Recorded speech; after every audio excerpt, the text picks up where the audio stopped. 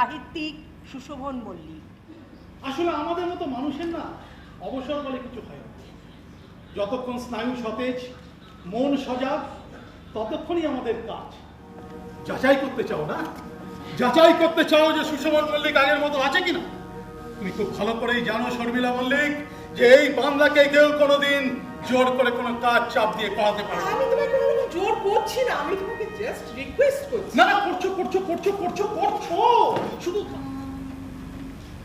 তোমায় প্রথম যেদিন দেখেছি মনে আপন মেনেছি, পাশাপাশি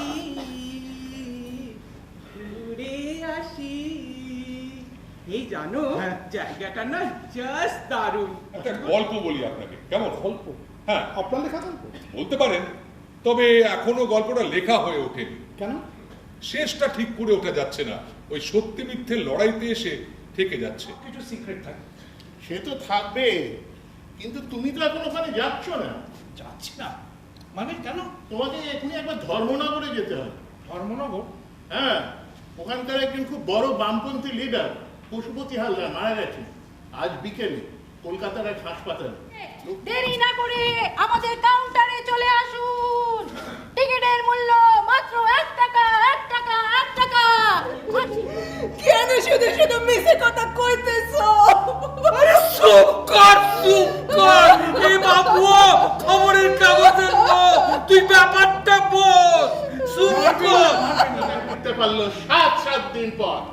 কে প্রমাণ করে তোমার বিরুদ্ধে এইসব অভিযোগ সত্যি? হ্যাঁ, সব মিথ্যে।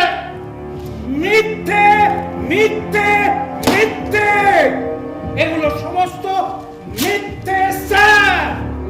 সাংবাদিকের সঙ্গে ওই সম্পাদকের, তারা জানতো তাদের হাতে ক্ষমতা ছিল, তারা জানতো গল্পটাকে এইভাবে সাজালে বিপ্লবকে ট্র্যাপ করা খুব সহজ হবে।